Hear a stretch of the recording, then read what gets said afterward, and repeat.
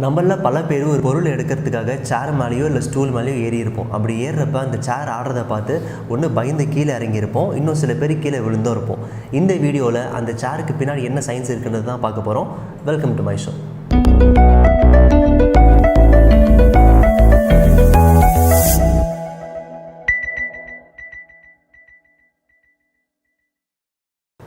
Primary கிளாஸஸில் எல்லாருமே ஒரு சில பேசிக் மேத்தமெட்டிக்கல் கான்செப்ட்ஸை படிச்சிருப்போம். ஒரு பாயிண்ட்டை வந்துட்டு ஒரு ஆல்ஃபபெட் வச்சு தான் வந்து குறிப்பிடுவோம். இப்போ இந்த பாயிண்ட்டை வந்து பாயிண்ட் ஏ அப்படின்னு சொல்லுவோம்.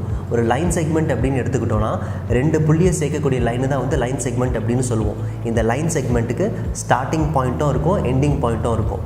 ஒரு ரே எடுத்துக்கிட்டோம் அப்படின்னா அதுக்கு ஸ்டார்டிங் பாயிண்ட் மட்டும்தான் இருக்கும், எண்டிங் பாயிண்ட் இருக்காது.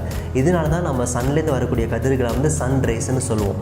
சன் ரேஸில் பார்த்தோன்னா ஸ்டார்டிங் பாயிண்ட் சன், அதுக்கு எண்டிங் பாயிண்ட் வந்து கிடையாது.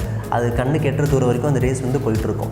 இப்போ பிளேன் எடுத்துக்கிட்டோம் அப்படின்னா ஒரு க்ளோஸ்டு சர்ஃபேஸ் தான் வந்துட்டு பிளேன் அப்படின்னு சொல்லுவோம். நமக்கு ஒரு பிளேன் ஃபார்ம் பண்ணுறதுக்கு மினிமம் 3 பாயிண்ட்ஸ் இருந்தால் போதும்.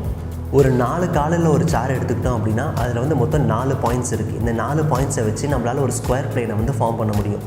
இந்த சேரை வந்துட்டு நம்ம ஈவனான சர்ஃபேஸில் வைக்கிற வரைக்கும் ப்ராப்ளம் இல்லை. இப்போ இதே சேர் நான் அன்ஈவனான சர்ஃபேஸில் வைக்கிறேன் அப்படின்னா அதில் ஒரு square plane and 4 triangular planes மாறி மாறி ஃபார்ம் ஆகிக்கிட்டே இருக்கும்.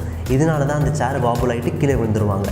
இப்போது இந்த வாப்லிங் எஃபெக்ட் நமக்கு குறைக்கணும் அப்படின்னா நமக்கு அந்த பிளேன் ஃபார்ம் ஆகிறத வந்து குறைக்கணும். அப்போது நான் முன்னாடி சொன்ன மாதிரி ஒரு பிளேன் ஃபார்ம் ஆகிறதுக்கு நமக்கு 3 பாயிண்ட்ஸ் இருந்தால் போதும். அதனால தான் பார்த்தீங்கன்னா ட்ரைபாடுக்குலாம் 3 லெக்ஸ் இருக்கும். இந்த ட்ரைபாடை மோஸ்ட்டாக எந்த மாதிரி அப்ளிகேஷன்ஸ்க்கு யூஸ் பண்ணுவாங்க அப்படின்னா இந்த கேமரா இருக்கக்கூடிய அப்ளிகேஷன்ஸ்க்கு வந்து ட்ரைபாடு இருக்கும். ஏன்னா அந்த ஷேக்கினஸ் வந்துட்டு குறையணும். இந்த 4 லெக்கு 3 லெக்கு எல்லாம் ஓகே. ஆனால் இந்த ஆஃபீஸில் யூஸ் பண்ணுற சேருக்கு மட்டும் எதுக்கு 5 லெக்ஸ் அண்ட் 6 லெக்ஸ் இருக்குது அப்படின்னா அதுக்கு பின்னாடி வேறு ஒரு சயின்ஸ் கான்செப்ட் இருக்குது. அதாவது இப்போ இந்த 4 லெக் அண்ட் 3 லெக் சேரை பார்த்தோன்னா இது வந்து ஃபிக்ஸ்டாக இருக்க போது, இதில் எந்த விதமான மொபிலிட்டியுமே இருக்க போகிறது இல்லை. ஒரு சேரில் மொபிலிட்டி தேவை அப்படின்னா இந்த சேரில் இருக்கிற அந்த லெக்ஸ்க்கு கீழே வந்துட்டு நம்ம வந்து வீலை வந்து அட்டாச் பண்ணுவோம். இப்போ உதாரணத்துக்கு ஒரு 4 லெக் சேரில் வந்துட்டு நம்ம வீல்ஸ் அட்டாச் பண்ணியிருக்கோம். அது மேலே வந்துட்டு 60 கிலோகிராம் உள்ள ஒரு ஆள் உட்காராங்க அப்படின்னா அவருடைய வெயிட் வந்து ஈவனாக இந்த 4 காலுக்குமே வந்து டிஸ்ட்ரிபியூட் ஆகிருக்கும். அப்போது ஒரு வீலும் 15 கிலோகிராம் வெயிட்டை தாங்கிட்டு இருக்கும். இப்போ அந்த பர்சன் வந்து நகரணும் அப்படின்னா நகர ட்ரை பண்ணும்போது அந்த வீலை வந்து அவ்வளோ சீக்கிரமாக வந்து டைரெக்ஷனை வந்து மாற்றாது.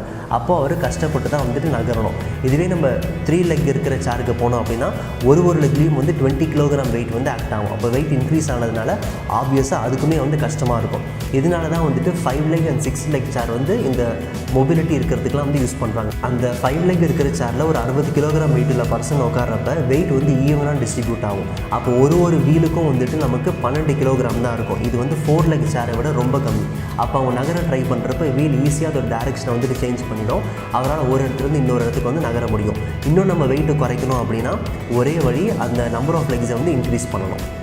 நீங்கள் எல்லாருமே 90s கிட்டாக இருந்தீங்க அப்படின்னா போகோ சேனலில் வர டக்கேஷிஸ் கேசல் அப்படின்ற ப்ரோக்ராமை கண்டிப்பாக பார்த்துருப்பீங்க. அதில் ரோப் கிளைம்பிங்ன்ட்டு ஒரு கேம் வரும். அந்த கேமில் நீங்கள் இந்த மாதிரி ஏறினீங்க அப்படின்னா உங்களால் வந்துட்டு வின் பண்ண முடியாது. ஏன் அப்படின்னா இந்த மாதிரி ஏறுறது ஒரு 4 கால் சேரை வந்துட்டு அன்னிவனான சர்ஃபேஸில் வைக்கிற மாதிரி. அப்போ உங்களுக்கு அந்த ஸ்கொயர் அண்ட் ட்ரையாங்குலர் பிளேன் மாறி ஃபார்ம் ஆகிக்கிட்டே இருக்கிறதுனால அந்த நெட்டு வாபுல் ஆகும். உங்களால் ஏறி அந்த சைடு வந்து இறங்க முடியாது. இப்போ இந்த கேமில் நீங்கள் வின் பண்ணுறதுக்கு ஒரே வழி ட்ரைபாட் மாதிரி இருக்கணும்.